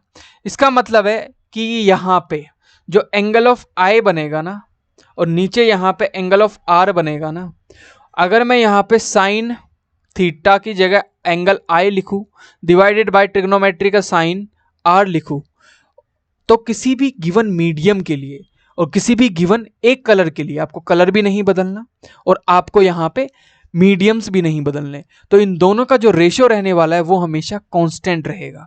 चाहे आप इसको, मैं तिरछी ला रहा हूं, आप और तिरछी लेके आ जाओ, इसको और तिरछा लेके आ जाओ, तो तिरछा लेके आऊंगा तो आई की वैल्यू इंक्रीज होगी, आई की वैल्यू इंक्रीज होगी तो आर की वैल्यू डिक्रीज होगी, लेकिन जो रेशियो रहने वाला है दोनों का वो क्या रहने वाला है? कांस्टेंट रहने वाला। ये स्नेल्स लॉ होता है, समझ पा रहे हो? लेकिन ये स्नेल्स लॉ कब अलाउ होता है, कब अप्लाई होता है? जब जो लाइट आ रही है उसका कलर सेम होना चाहिए, चेंज नहीं होना चाहिए, क्योंकि कलर चेंज होने पे डेविएशन बदल जाता है, और जो मीडियम है वो भी सेम होना चाहिए, तब जाके जो sine i divided by sine r होता है वो कांस्टेंट रहता है। चाहे आप कितना भी इंक्लाइंड कर दो, कितना भी इंक्लाइंड कर दो, आई बढ़ेगा तो आर घटेगा, लेकिन ratio of sine i upon r will be same for the same colour and the same pair of medium. Okay, let's move further, आगे चलते हैं। अब हम यहाँ पे लेंसेज देखेंगे। यह तो हमने देखा सिंपल एक ग्लास के अंदर रिफ्रैक्शन। अब मैंने क्या किया, अब मैंने एक ऐसी मीडियम बना दिए। पहले तो सिंपल एक ग्लास था जिससे चीजें पास हो रही थी, अब मैंने एक मीडियम क्रिएट कर दिया। वो मीडियम क्या था कि एक मीडियम क्रिएट किया जो बीच में से मोटा था और किनारों से पतला था। उसको बोला मैंने यहाँ पे क्या, कन्वेक्स लेंस। ये जो लेंस है उसको मैंने, ये लेंस ऐसे होता है, मैं इसको ऐसे दिखा रहा हूँ, साइड से बीच में से मोटा होता है, किनारों से पतला होता है, जिसको कन्वेक्स लेंस बोलते हैं, और किनारों से मोटा बीच में से पतला जिसको हम कनकेव लेंस बोलते हैं। ठीक है, दो तरीके के लेंस होते हैं। अब ये कैसे बिहेव करते हैं उसको हम देखते हैं। सबसे पहले हम यहाँ पे देखेंगे कन्वेक्स लेंस के बारे में। तो सबसे पहले कन्वेक्स लेंस को समझना है। आपको पता है कि लेंस के सामने कोई भी ऑब्जेक्ट मैं रखूंगा, ये आपका कन्वेक्स लेंस है, तो इसके बीच वाले पॉइंट को बोलते हैं आपका क्या, ये जो सीधा एक्सिस निकल रहा है प्रिंसिपल एक्सिस और optical centre. This mid part is known as the optical centre. जो पोल था आपके मिरर में उसकी जगह यहाँ पे नाम दिया जाता है ऑप्टिकल सेंटर। क्लियर? दोनों चीजें समझ आ गई आपको? ओके, अब हम रूल्स देखने वाले हैं। आपको पता है कि यहां पे चीजें रिफ्रैक्ट होंगी ना कि रिफ्लेक्ट, मतलब आर पार चली जाएंगी। तो जो स्क्रीन होने वाली है, ऑब्जेक्ट अगर यहां पे रखा हुआ है तो जो स्क्रीन होने वाली है वो अब यहां पे रखी होगी, क्योंकि जो इमेज बनना चाहिए वो एक्सपेक्ट करते हैं कि इधर बनना चाहिए, इस स्क्रीन पे बनना चाहिए, तब जाके वो रियल माना जाएगा। ठीक है, ये चीज आपको याद रखनी है। अब हम रूल्स देखते हैं कि अगर कोई पैरेलल टू द एक्सिस कोई रे ऑफ लाइट आ रही है तो वो किधर बेंड होगी, कहां बेंड होगी। तो देखो ध्यान से, जो पैरेलल टू द एक्सिस आती है इन्फिनिटी से, वो आपकी फोकस पॉइंट पे बेंड हो जाती है। This is what you have to remember, और दिस इज 2f, या फिर इसको सेंटर ऑफ कर्वेचर बोलते हैं। क्लियर? तो पहला रूल तो याद रखना है कि अगर parallel to the axis, parallel to the principal axis आ रही है तो वो किधर बेंड हो जाएगी, फोकस पॉइंट पे बेंड हो जाएगी। क्लियर? अगर नीचे से आ रही है तो वो ऊपर की तरफ बेंड हो जाएगी, लेकिन जाएगी कहां पे, फोकस पॉइंट पे। दूसरा देखते हैं, अगर आपके ऑप्टिकल सेंटर से कोई रे पास हो रही है, ऑप्टिकल सेंटर की तरफ स्ट्राइक हो रही है कोई रे, तो वो आर पार ऑप्टिकल सेंटर से निकल जाएगी बिना बेंड हुए। ठीक है, बिना बेंड हुए, मुड़ेगी नहीं, बेंड नहीं होगी। नेक्स्ट, अगर कोई भी रे आपकी यहां पे, यह आपका फोकस पॉइंट है, this is called the F1, this is called the C1, this is called the F2। यहां पे दोनों तरफ बनाना पड़ता है, क्यों? क्योंकि यहां पे आता है और रिफ्रैक्ट निकल के वापस जाता है, तो यहां पे इसका नाम C देंगे, लेकिन C1 और C2 लिख देंगे, बस सिंपल। तो फोकस पे कोई रे पास होती है तो वो किधर जाती है, पैरेलल टू द एक्सिस और इन्फिनिटी पे चली जाती है। कहाँ जाती है? इन्फिनिटी पे चली जाती है। ओके, ये 3 रूल्स होते हैं, आपको याद रखना है। अब हम इमेज फॉर्मेशन देखते हैं कि किस किस तरीके से इमेज फॉर्म्ड होती है। तो हम सबसे पहले क्या करेंगे, हम सबसे पहले यहाँ पे आपका क्या है, ये आपका ओ मान लेते हैं, या फिर इसको पोल मान लेते हैं, या फिर इसको ऑप्टिक सेंटर, जिसको ऑप्टिकल सेंटर बोला है ओ। तो मैंने ऑब्जेक्ट को फोकस पॉइंट और आपका ये आपका 2f है, फोकस पॉइंट और आपके ऑप्टिकल सेंटर के बीच में रखा है। क्लियर? यहां पे मैंने इसको रख दिया है, ये आपका फोकस पॉइंट है और ये आपका सेंटर ऑफ कर्वेचर है। इसको f1 बोला है, इसको c1 बोला है। This is c1। Okay, this is c1। अब मैंने आपको बताया था हमेशा 2 आपको निकालनी है रे ऑफ लाइट, तो यहां पे निकलेगी parallel to axis. Parallel to axis निकलने वाली किधर जाती है? सीधी जाके f2, जिसको फोकस पॉइंट बोल रहे हैं, वहां पे स्ट्राइक करेगी। दूसरा ऑप्टिक जो सेंटर है वहां से पास होगी, लेकिन ये कहीं पे भी एक दूसरे को कट नहीं कर रही हैं। अब जो मैंने बोला था इमेज बननी चाहिए सामने, क्योंकि ये है रिफ्रैक्शन, इधर स्क्रीन रखेंगे। अब जो इमेज बनेगी रियल वो इधर बनेगी, तो ये है आपकी स्क्रीन। अब स्क्रीन उठ के इधर आ गई, क्योंकि यहाँ पे चीजें निकल के जा रही हैं, तो सामने हम एक्सपेक्ट करते हैं तो सामने बननी चाहिए। तो इधर बनने वाली सारी इमेज क्या होंगी? इधर स्क्रीन पे रियल। अब यहाँ पे तो मिल नहीं रही, तो यहाँ पे बन नहीं रही। अब क्या करेगी ये? पीछे डॉटेड लाइन से हम इसको ट्राई करते हैं, तो पीछे डॉटेड लाइन से आपको यहाँ पे देखने को मिलेगी एक इमेज। तो जो इमेज है वो आपकी जो सेंटर ऑफ कर्वेचर है उसके पीछे, और कैसी? एनलार्ज्ड, और कैसी? सीधी, इरेक्ट। तो यहां पे सब कुछ आपको देखने को मिलेगा। स्क्रीन ये रही, स्क्रीन से जस्ट अपोजिट बन रही है, तो कैसी है? वर्चुअल। तो यहां पे बनने वाली कैसी होती? रियल। जस्ट इसके अपोजिट बनेगी तो यहां पे होगी क्या? वर्चुअल। तो you have to remember the difference between the real and virtual. This is the most important thing जो सबको आनी चाहिए। तो जो इमेज बनेगी एनलार्ज होगी, वर्चुअल होगी, इरेक्ट होगी। क्लियर? अब हम मूव करते हैं नेक्स्ट। अब जो ऑब्जेक्ट है उसको मैंने रख दिया किस पे? एफ पे, उठा के रख दिया सीधा एफ पे। This is the f1, this is the focus point, this is your c1। अब जो रे ऑफ लाइट जाएगी वो पैरेलल टू द एक्सिस जाएगी। पैरेलल टू एक्सिस गई, पैरेलल टू एक्सिस जाने वाली कहां से निकल जाती है? आपके सामने वाले फोकस पॉइंट से, जिसको f2 बोलेंगे। क्लियर? यहां पे भी फोकस पॉइंट होता है, इधर भी फोकस पॉइंट होता है।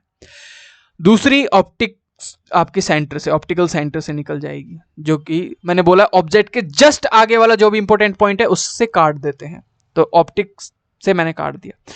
यहां पे आपकी कहां पे बनेगी? फोकस पे रखी हुई, आगे जाके इन्फिनिटी पे कट करेगी। तो इमेज कैसी बनेगी? उल्टी बनेगी, रियल बनेगी, क्योंकि यहां पे स्क्रीन होती है, तो रियल बनेगी, बहुत एनलार्ज बनेगी। पोजीशन क्या होगी? इन्फिनिटी होगी। इतनी आगे बनेगी कि हम इसको बना नहीं सकते, मतलब ड्रॉ नहीं कर सकते, बस इमेजिनेशन कर सकते हैं कि बहुत आगे कहीं ना कहीं कट होगी। आप बोलोगे पिछले वाले केस में भी तो कट हो सकती थी, तो साइंटिस्ट लोगों ने डिस्कवर किया कि पीछे वाले केस में जब P या O और F के बीच होती है तब कट नहीं होती है, लेकिन F पे बहुत आगे जाके कट होती है। क्लियर? उसको मैं आपको बता रहा हूं। और रियल होगी क्योंकि ये क्या है? आपका स्क्रीन है, स्क्रीन पे बन रही है। क्लियर? Let's move further. अब मैंने और पीछे लेके आया मैं ऑब्जेक्ट को, ये आपका था क्या? F1, this is your focus point, this is centre of curvature 1। अब जो है वो F और 2F, मतलब सेंटर ऑफ कर्वेचर को 2F भी बोलते हैं, उसके बीच में रखता हूं। तो this is your F2, this is your C2।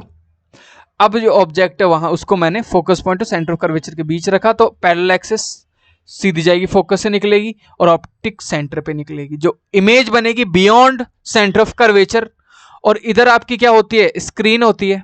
इस स्क्रीन पे बनेगी तो कैसी बनेगी? Pause the video right now, right in the comment section कि ये रियल होगी कि वर्चुअल होगी। नीचे आपको लिखना है कि ये रियल होगी कि वर्चुअल होगी। प्लीज प्लीज प्लीज नीचे लिखना है आपको पॉज करके। तो ऑफ कोर्स ये रियल होगी, तो आपको बताना है कि ये उल्टी बनेगी, एनलार्ज बनेगी, रियल बनेगी, बियॉन्ड C2 बनेगी। ठीक है? नेक्स्ट, अगर मैं यहां पे रख देता हूं 2F पे, कहां पे? 2F पे। ये आपका F था, ये आपका 2F था, तो यहां पे पैरेलल टू द एक्सिस आएगी सिंपल। यहां पे F1 बोलो, यहां पे 2F, या फिर इसको C1 बोल दो। ये आपका क्या था? C2, ये F2। क्लियर? तो जो इमेज बनेगी वो सेम साइज की बनेगी, उल्टी बनेगी, रियल बनेगी, क्योंकि यहां पे स्क्रीन है। बार बार बता रहा हूं क्योंकि इसमें बहुत कंफ्यूजन होती है। और सेम साइज की बनेगी। ठीक है, आपको एग्जाम में स्केल यूज करना है, स्केल की मदद से आप मेजर कर सकते हो ऑब्जेक्ट की साइज। गारंटी दे रहा हूं, आप अगर अच्छे से स्केल यूज करते हो तो आपको पता चल जाएगा कि एनलार्ज बनेगी कि छोटी बनेगी। ठीक है, देख के। तो यहाँ पे जो कैरेक्टरिस्टिक्स होंगे वो आपको देखने को मिल गए होंगे कि कैसी बन रही है। Clear, everything is clear now. तो सेम साइज की होगी भैया, इन्वर्टेड होगी, रियल होगी, और कहां बनेगी 2f पे, या बोलो सेंटर ऑफ कर्वेचर पे। सी को 2f के नाम से भी जाना जाता है। लेट्स मूव फर्दर, आगे चलते हैं। अब रखते हैं हम इन्फिनिटी पे, तो यहां पे लिख दिया एट इन्फिनिटी। इन्फिनिटी पे सीधा आएगा और फोकस पॉइंट से टकराएगा। दिस इज f2 बोल दो इसको, कोई नहीं, और दूसरा भी सीधा आके फोकस पॉइंट पे जाएगा। तो जो इमेज बनेगी वो स्क्रीन पे बन रही है, this is screen. In the case of lens, screen will be opposite side of the object. Okay, तो रियल बनेगी, पॉइंट साइज बनेगी, छोटी सी बनेगी, और इरेक्ट बनेगी, सीधी बनेगी, और कहां बनेगी, फोकस पॉइंट से। तो I already told you focus point और आपके इन्फिनिटी का तो बहुत बड़ा लेना देना है बॉस। अब हम देखेंगे यहाँ पे साइन कन्वेंशन, बिल्कुल मिरर की तरह, बिल्कुल मिरर की तरह फॉलो करना है। जो इधर आएगा उसको पॉजिटिव, जो भी चीज V U F इधर आ रहा है तो उसको पॉजिटिव, जो U V F इधर आ रहा है उसको नेगेटिव, बिना झिझके आपको लेना है। जो ऊपर आ रहा है उसको पॉजिटिव, जो नीचे आ रहा है उसको नेगेटिव। ऐसे नहीं कि कुछ भी लर्न कर रहे हो, टेबल लर्न कर रहे हो, साइन कन्वेंशन आप बिल्कुल ग्राफ को फॉलो करके बनाओ। मैं गारंटी देता हूं अगर एक भी मार्क्स कट जाए मेरे पास तो अनसब्सक्राइब कर देना, रिपोर्ट कर देना मेरा चैनल। ठीक है, अब देखेंगे हम कनकेव लेंस के लिए। बहुत आसान है लेकिन थोड़ा सा कंफ्यूजिंग है। अब देखते हैं ये क्या करता है। ये आपका जो लेंस है वो डाइवर्स करता है, फैलाता है। ये डाइवर्स करने वाले बड़े कंफ्यूज करते हैं। तो इन्फिनिटी से पहला रूल देख लेते हैं। पहला रूल है, इन्फिनिटी से अगर आ रही है कोई ray parallel to the axis, वो डाइवर्स हो जाएगी, लेकिन पीछे की तरफ आपके फोकस पॉइंट पे आके कट करेगी वर्चुअली, मतलब वर्चुअली कट करेगी। इन डॉटेड लाइन से इसको कट करते हुए हम दिखा रहे हैं। दूसरा केस, अगर ऑप्टिक सेंटर से पास हो रही है तो सेम एज द कन्वेक्स, यहां पे भी ये वापस बिल्कुल ऑप्टिक सेंटर से ही निकल जाएगी। तीसरा केस, अगर यहां पे फोकस की तरफ आने की कोशिश करेगी कोई भी रे, फोकस की तरफ आने की कोशिश करेगी तो वो आपकी पैरेलल टू द एक्सिस निकल जाएगी। ये तो 3 लॉ आपको याद रखने हैं। अब यहां पे आपको याद रखना है इमेज फॉर्मेशन सिर्फ एक, बहुत इंपॉर्टेंट है। ऑब्जेक्ट बिटवीन P बोल दो या O बोल दो, ऑप्टिक आपका जो ऑप्टिकल सेंटर है और उस इन्फिनिटी के बीच, अगर मैंने कहीं पे भी ऑब्जेक्ट को रख दिया, इसमें एक ही केस है, कहीं पे भी रख दिया तो सीधा एक तो ये पैरेलल टू द एक्सिस जाके क्या होगा, डाइवर्ज होगा, फैलेगा, और पीछे की तरफ ये किधर जाएगा, फोकस पॉइंट पे आके टकरा जाएगा। और दूसरी जो रे होगी वो आपके ऑप्टिक सेंटर से पास हो जाएगी। दोनों कहां कट कर रही है, यहां पे। तो जो इमेज बनेगी वो कैसी बनेगी, कहां बनेगी, फोकस और ऑप्टिकल सेंटर के बीच में। पहली चीज तो वर्चुअल बनेगी, क्योंकि इधर स्क्रीन होती है, यहां पे बन रही है तो वर्चुअल बनेगी। छोटी सी बनेगी तो डिमिनिश्ड। अब आप बोलोगे और इसको फोकस पे रखेंगे, आगे पीछे करेंगे, तो कहीं पे भी रख लो। कनकेव लेंस के अंदर सेम कन्वेक्स मिरर वाला सीन है, कहीं पे भी रख लो, बस इमेज थोड़ी सी ऊंची हो जाएगी, बाकी पोजीशन सेम रहेगी। बस जैसे पास पास पास पास लाएंगे तो जो इमेज है वो थोड़ी थोड़ी थोड़ी थोड़ी बड़ी हो जाएगी। That's it, that is the difference. Okay, let's move further. अब दूसरा केस क्या मान सकते हैं कन्वेक्स का, कनकेव लेंस का। ऑब्जेक्ट को रख दो इन्फिनिटी पे, तो जो इमेज बनेगी हमेशा इन्फिनिटी पे जो भी रखा होगा वो फोकस पे बनेगा। तो यहाँ पे बिल्कुल पॉइंट साइज इमेज बनेगी, फोकस पॉइंट पे बनेगी, वर्चुअल और इरेक्ट बनेगी, सीधी बनेगी, और बिल्कुल पॉइंट साइज उसकी साइज होगी बिल्कुल पॉइंट जैसी। क्लियर। अब लेंस के फॉर्मूलेज को देख लेते हैं। ठीक है, तो हमने, आपको पता है कि लेंस का फॉर्मूला क्या होता है। मिरर का फॉर्मूला प्लस में था, इसका फॉर्मूला होता है 1/v minus 1/u is equal to 1/f। This is the formula only. v का मतलब पता है, जो ऑप्टिक सेंटर है उससे आपके इमेज की डिस्टेंस, और ऑप्टिक सेंटर से आपके ऑब्जेक्ट की डिस्टेंस को u बोलते हैं, और फोकस पॉइंट से ऑप्टिक डिस्टेंस को हम फोकल लेंथ बोलते हैं, जिसको स्मॉल f से रिप्रेजेंट करते हैं। ओके, दूसरा फॉर्मूला जो आता है वो मैग्निफिकेशन का आता है। यहां पे बस माइनस हट जाएगा, सेम मिरर का फॉर्मूला ही रहेगा। सेम मिरर का फॉर्मूला है, बस माइनस हट जाएगा, यहां पे माइनस हट जाएगा, चीज वही है। Next and final formula, power of the lens. जो पावर ऑफ लेंस होता है वो आपके लेंस की जितनी भी फोकल लेंथ होती है ना उसका इन्वर्स होता है। जैसे फोकल लेंथ अगर कितनी है 10 है तो यहाँ पे जो पावर निकलेगा वो निकलेगा 1/10। और जो पावर की जो यूनिट होती है वो होती है डायोप्टर, उसको कैपिटल डी से रिप्रेजेंट करते हैं। क्या होती है? डायोप्टर। तो यहाँ पे जो पावर आएगा फोकल लेंथ को इन्वर्स करने पे आएगा, तो power is equal to one by focal length. So this is the complete chapter. If you have any doubt in this lecture, please let me know in the comment section. Please let me know in the comment section. और अच्छा लगा तो please subscribe करें और नीचे comments में लिखिए कि अच्छा लगा। कोई भी फीडबैक देना है कमेंट्स में लिख सकते हो। धन्यवाद।